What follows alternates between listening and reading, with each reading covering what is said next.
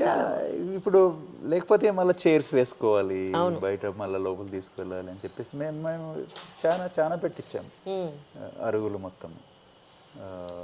So ఈ house మొత్తము powered by solar. Okay. పైన సోలార్ ప్యానెల్స్ ఉన్నాయి. మా కంప్లీట్ ఎలక్ట్రిసిటీ రిక్వైర్మెంట్ అంతా సోలార్తో వస్తుంది. సార్ సోలార్ పెట్టుకోవడం చాలా కాస్ట్లీ అంటారు కదా? లేదమ్మా, మాకు ఈ పే బ్యాక్ పీరియడ్ ఒక 5 years అవుతుంది. నువ్వు ఇన్వెస్ట్ 1 lakh ఖర్చు అవుతుంది అనుకోండి, మీకు ఎలక్ట్రిసిటీ బిల్లు సేవింగ్ ద్వారా వచ్చేది ఇన్ 4-5 years పే బ్యాక్ వచ్చేస్తుంది. ఓకే. మొత్తం క్యాపిటల్ రీకూప్ చేసుకో. ఇది కూడా మీరు అక్కడి నుంచే సపోర్ట్ తీసుకున్నారా? లేదు, ఇది ప్రైవేట్. యాక్చువల్లీ ఎన్ఐఆర్డీలో పనిచేసిన కాంట్రాక్టర్ ఏజెన్సీ ఉంది, ఏజెన్సీ ద్వారా ఇది పెట్టించాను. నాకు 10 kV అప్పుడు ఐ థింక్ ఒక 3.6 lakhs ఎంతో అయ్యింది. ఓకే. 3.6 lakhsతో ఇప్పుడు bill 0. That's amazing. Electricity bill 0. Actually department is due to me about 10,000 rupees. అవును కదా, ఇదేదో పెట్టుకుంటే వాళ్ళే రివర్స్ మీటరింగ్ అని చెప్పి అంటారు కదా, రివర్స్ మీటరింగ్ సిస్టమ్ ద్వారా సో నెగిటివ్ అవుతూ ఉంటుంది.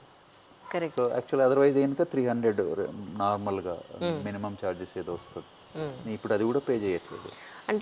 So electricity requirement solar plus మన డిజైన్, ఆర్కిటెక్చర్ డిజైన్, దానివల్ల లైట్ కన్జంప్షన్, ఎనర్జీ కన్జంప్షన్ తక్కువ అయ్యేటట్టు పెట్టుకొని, తర్వాత ఈ మెటీరియల్స్ వాడే మెటీరియల్స్లో ఎక్కువ ఎనర్జీ కన్జ్యూమ్ చేయనటువంటి మెటీరియల్స్ని వాడగలిగితే then we are nearer to the nature.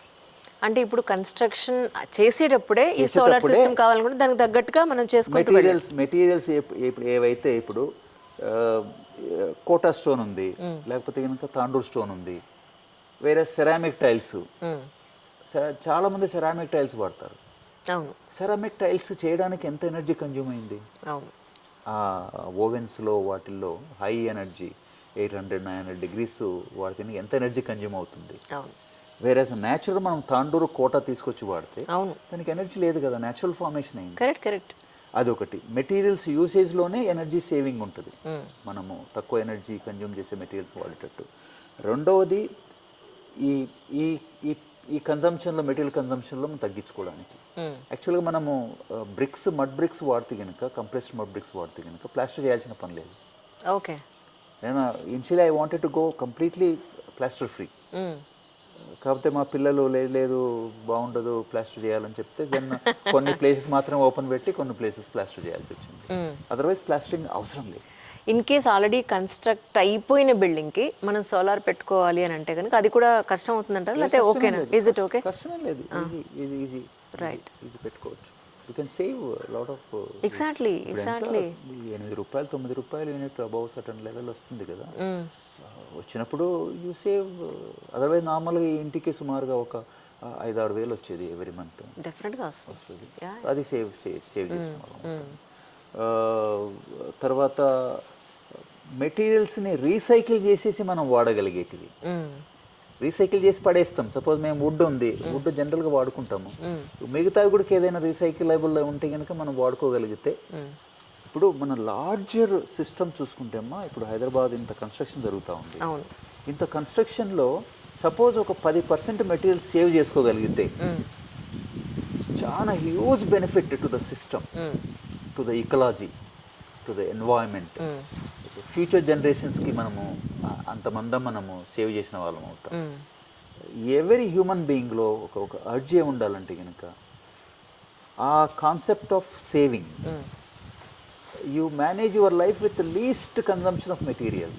Correct. అది applicable everywhere. A construction of house, in your eating, in your living.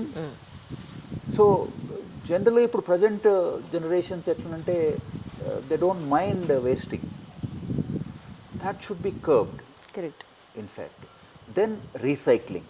కింద చూపిస్తాను నేను. మా కిచెన్ వేస్ట్ మొత్తం అంతా we convert into manure. That's good. చూపిస్తారా ఒకసారి? చూపిస్తాం. కిచెన్ వేస్ట్ అంటే మన పీల్స్ ఉంటాయి కదా, పీల్స్, మిగిలిపోయిన రైస్, అదంతా మేము బయటకు పంపించాం. మాకు ఇక్కడ చిన్న పెట్టాము, సిస్టమ్ ఉంది. మేము ఎన్ఐఆర్డీలో ఆ కాన్సెప్ట్ డెవలప్ చేశాము ఒక ఎంటర్ప్రెన్యూర్తో, అగైన్ ఎంటర్ప్రెన్యూర్తోనే. రైట్. దాన్ని పాపులరైజ్ చేయాలి. ఇప్పుడు నేను వాడాను ఇక్కడ ఇంకా 1 or 2 ఇక్కడ పైన చూడండి మీరు, ఈ 2 బ్లూ కనిపిస్తున్నాయి చూడండి, అవును. ఆ బ్లూ ఆ మధ్యలో వేస్ట్ వేసేస్తాం అనమాట. ఓకే. అది డీకంపోజ్ అయ్యి సైడ్స్కి వస్తూ ఉంటుంది. సైడ్స్ మనం చెట్లు పెట్టుకోవచ్చు. ఓకే. ఆకుకూరలు మనం పుదీనా ఆకుకూరలన్నీ పెట్టుకోవచ్చు. That's nice. ఎంత అవుతుంది సార్ అది దానికల్లా కొనడానికి? 10,000, అవునా? 10-12,000 అవుతుంది. ఆహా. ఇది గవాక్షం అని చెప్పాం కదా, అవును. ఇది you can walk, no problem. Plus పైన గ్లాసెస్ అవి కూడా థిక్, దాని మీద వాక్ చేయొచ్చు. ఓకే. వాక్ చేయొచ్చు. వాళ్ళు కూడా సోలార్ మీరు సోలార్ పెట్టారు, వాళ్ళు పెట్టారు. ఓ, మేము ఆ సోలార్ ప్యానల్స్ అన్ని ఇక్కడ వచ్చేసాయి. పుదీనా చూడండి, ఓ సో న్యాచురల్. అవును, సో న్యాచురల్.